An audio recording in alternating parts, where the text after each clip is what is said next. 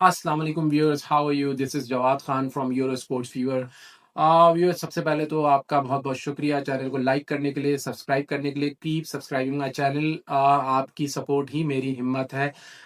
आइए दोस्तों, तो बात करते हैं श्रीलंका वर्सेस बांग्लादेश के मैच की। अगर बात की जाए, अगर हम सेशंस को डिवाइड करें कि शुरू के 10 ओवर श्रीलंका के हुए या बांग्लादेश के हुए, और लास्ट के 10 ओवर्स जो है वो दोनों में से किस टीम के हुए, तो शुरू के 10 ओवर की अगर हम बात करें, जब श्रीलंका बैटिंग कर रहा था तो वो टोटली बांग्लादेश ने डोमिनेट किया। शुरू के 10 ओवर में जो स्कोर था श्रीलंका का, वो था अराउंड 70, और उनके 3 खिलाड़ी आउट थे। जब उनके 14 ओवर हुए, तब भी श्रीलंका का स्कोर जो था वो 104 रन था। अब ये वो सिचुएशन थी कि जहां से बांग्लादेश जो है वो पूरे तरीके से मैच में, आप ये समझ लें 70-30 मैच चल रहा था। 70% जो है वो बांग्लादेश अच्छा खेल रहा था, मैच को उसने अपने काबू में किया हुआ था। 30% जो है वो श्रीलंका का था, जो कि मैच उनके हाथ से एक तरीके से निकलता जा रहा था। वो इस तरीके से कि देखें, 15 ओवर तकरीबन हो गए थे और उनके 109 रन थे। अब यहाँ पर 5 ओवर रह गए थे और ये एक्सपेक्ट किया जा रहा था कि अगर श्रीलंका बहुत भी अच्छी हिटिंग करेगा तो वो 150 तक पहुंचेगा या 145 तक पहुंचेगा। वहां से श्रीलंकन बैट्समैन ने हिट करना शुरू किया, लेकिन उसके अंदर मैं ये जरूर कहूंगा कि बांग्लादेश की पैथेटिक फील्डिंग ने बांग्लादेश को बिल्कुल उस जगह पे लाके खड़ा कर दिया जहां पर बांग्लादेश इस मैच में बिल्कुल आउट हो गया था, बिल्कुल आउट हो गया था। देखें, श्रीलंका ने स्कोर दिया 168 169 का। 170 चेस करना, अह, जिस तरह के अभी तक मैचेस हुए हैं, इट्स नॉट इजी, क्योंकि एक दो मैचेस में ही इतना स्कोर हुआ है दो अच्छी टीमों के दरमियान। एक तो ये होता है ना कि अच्छी टीम है और कमजोर टीम है, जैसे इंडिया ने 188 बना दी ओमान के खिलाफ, दैट्स अ डिफरेंट स्टोरी। यहाँ दोनों ही अच्छी टीम थी। तो दोनों अच्छी टीम जिनकी बॉलिंग अच्छी है, श्रीलंका की बॉलिंग अच्छी है, श्रीलंका जैसी टीम के आगे 170 को चेस करना वो कोई आसान बात नहीं है। अगर श्रीलंका 170 को टच कर गया तो इसका मतलब है वो मैच 80% जीत गया। और जिस तरीके से बांग्लादेश के फील्डर्स ने ये इस मैच के अंदर कैचेस छोड़े, आज के मैच के अंदर 4 कैचेस छोड़े हैं, 4।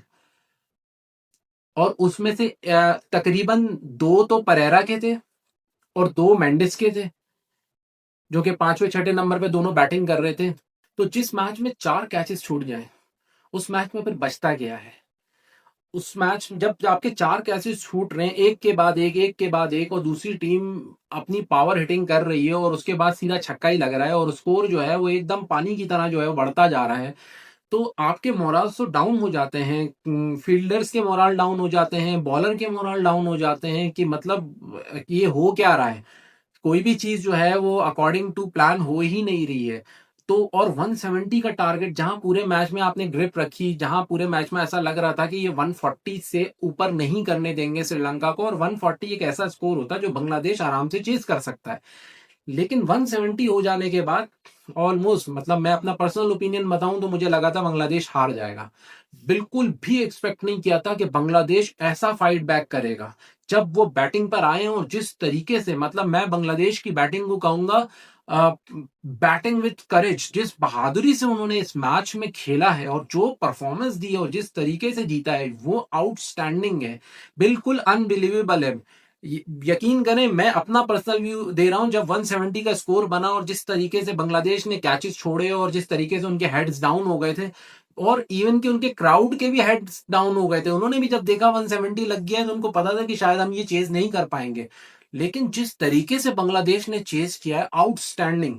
एक बार फिर मैं वही कहूंगा कि आज के मैच में भी हमें ये देखने को मिला कि इनिंग कैसे बिल्ड करते हैं। देखिए, सिंगल डबल भी उन्होंने लिए हैं और चौके भी मारे हैं और छक्के भी मारे हैं। डॉट डॉट और छक्का नहीं मारने की कोशिश की उन्होंने, इनिंग खेली है और बॉल के मेरिट के ऊपर शॉट्स खेले हैं उन्होंने। आउटस्टैंडिंग बैटिंग की है। आए बैटिंग की बात करते हैं पहले श्रीलंका की। तो निशंका ने जो है वो ओपनिंग स्टार्ट में वो एज अ ओपनर जब बैटिंग करने आए तो उन्होंने 22 रन बनाए। उसके अलावा जो है मेंडिस ने जो है वो 34 रन बनाए। उसके अलावा परेरा ने 16 रन बनाए और शनाका ने 64 रन बनाए 37 बॉल्स पे। ये जो शनाका की इनिंग है ना, ये इसके इसके बारे में बात कर रहा था। शनाका ने आउटस्टैंडिंग इनिंग खेली है। शनाका ने पूरा गेम जो है ना उनके हाथों से खींच लिया था। और ये जो 170 का टप जो इनको टारगेट मिला, ये भी शनाका के 64 रन जो उसने नीचे आके बनाए हैं, इसी वजह से। जहां से शनाका आए वहां से छक्के और चौकों की बारिश होना शुरू हो गई। और वही जो मैं अभी बात कर रहा था कि जिस तरीके से 170 का टारगेट जो है वो मिला, ऐसा लग रहा था बांग्लादेश ही हार जाएगा, लेकिन जो बांग्लादेश ने फाइट बैक की है, तो बांग्लादेश की तरफ से जो है हसन ने 61 बनाए हैं, और लिटिन दास ने जो है वो 23 रन बनाए हैं, और हिदवे ने जो है वो 53 रन बनाए हैं।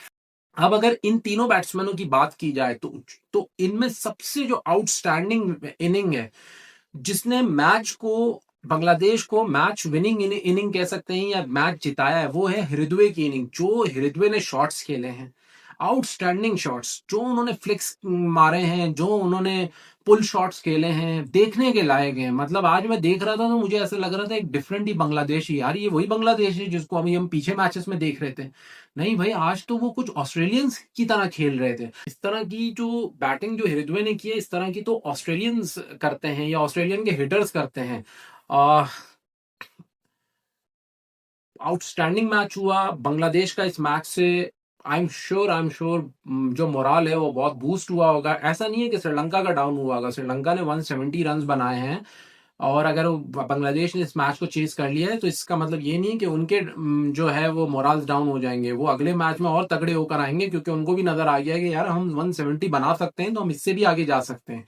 लेकिन बांग्लादेश का श्योरली जो है वो मोराल बहुत ज्यादा अप हुआ होगा कि अगर वो इतनी अच्छी बॉलिंग के खिलाफ 170 चेज कर सकते हैं, तो आगे इंडिया है या पाकिस्तान है। पाकिस्तान तो उनके सामने इतना स्ट्रांग ओपोनेंट नजर नहीं आ रहा, लेकिन इंडिया एक स्ट्रांग ओपोनेंट है। तो बांग्लादेश और श्रीलंका दोनों इंडिया को अच्छा टफ टाइम देंगे, और इंडिया के साथ उनके जो मैचेस होंगे वो बहुत इंटरेस्टिंग मैचेस होंगे। तो ये था आज के मैच की समरी। कल पाकिस्तान इंडिया का मैच है।